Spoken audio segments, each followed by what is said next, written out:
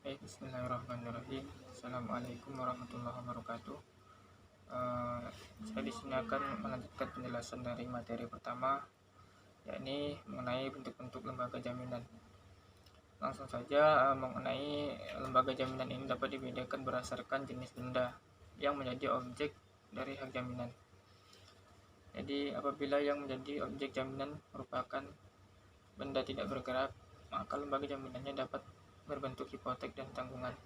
Sedangkan jika yang menjadi objek jaminan merupakan benda bergerak, maka lembaga jaminannya adalah gadai dan fidusia. Berikut adalah penjelasan dari hipotek. Jadi di sini hipotek berdasarkan pasal 1162 Kitab Undang-Undang Hukum Perdata, definisi dari hipotek adalah suatu hak kebendaan atas benda-benda yang tidak bergerak untuk diambil daripadanya bagi pelunasan suatu perikatan seperti hak jaminan yang lainnya. Hipotek bersifat aksesorir. Dalam pasal 1164 Kitab Undang-Undang Hukum Perdata, objek hipotek adalah benda tidak bergerak, merupakan sebuah larangan untuk menjadikan benda bergerak sebagai objek hipotek. Hal ini diatur dalam pasal 1167 Kitab Undang-Undang.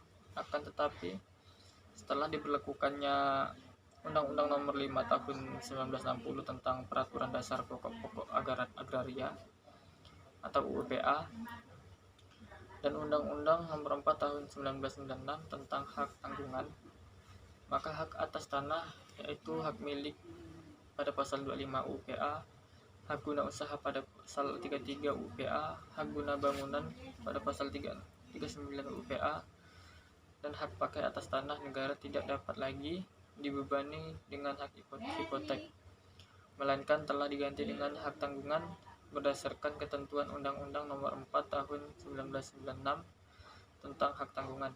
Hingga sekarang benda-benda yang dapat menjadi objek hipotek adalah kapal laut berdasarkan Undang-Undang Nomor 17 Tahun 2008 tentang pelayaran. Kemudian hak tanggungan.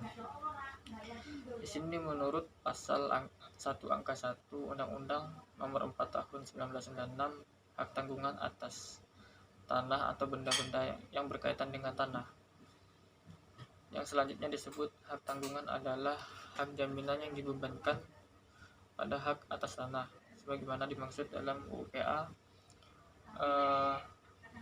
berikut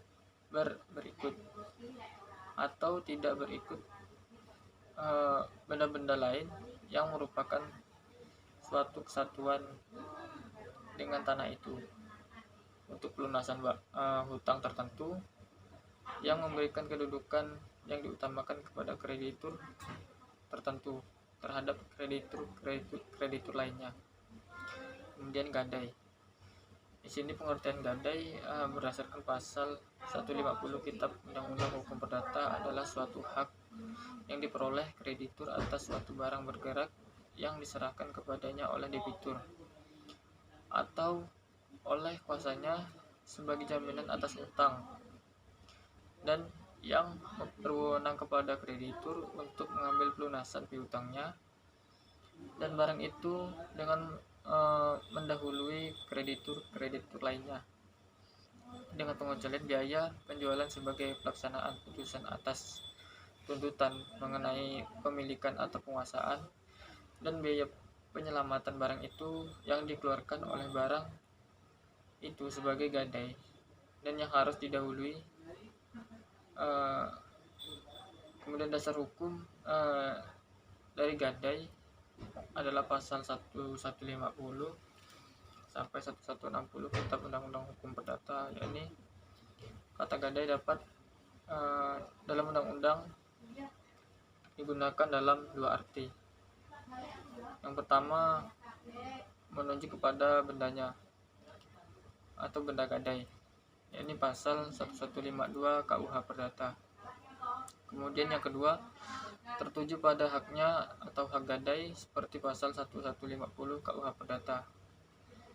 Kemudian saat terjadinya gadai meliputi dua tahap, yaitu tahap pertama terjadinya hak gadai adalah perjanjian uang dengan janji sanggup memberikan benda bergerak sebagai jaminan, di mana perjanjian ini bersifat konsensual dan obligator. Kemudian tahap kedua yakni terjadi penyerahan benda gadai dalam kekuasaan penerimaan gadai atau kreditur.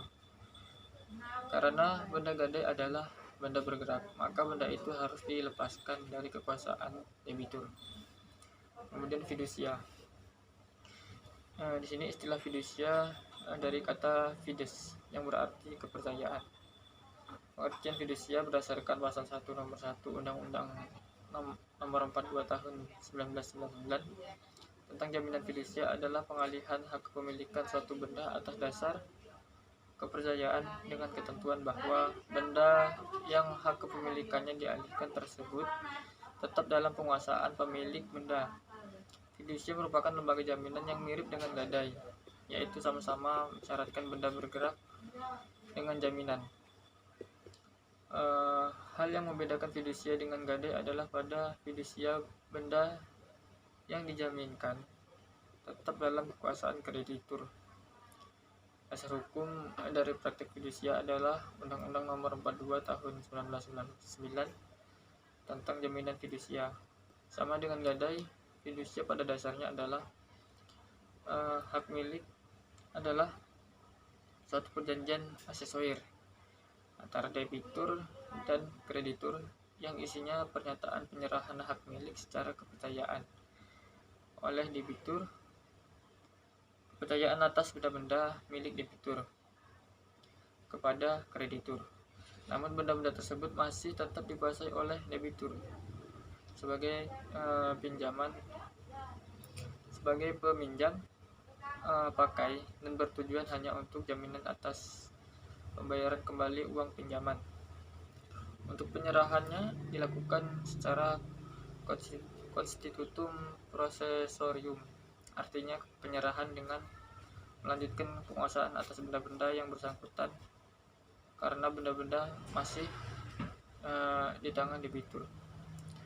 Mungkin itu saja yang bisa saya sampaikan mengenai bentuk-bentuk lembaga jaminan, yakni hipotek, hak tanggungan, gadai, dan fidusia.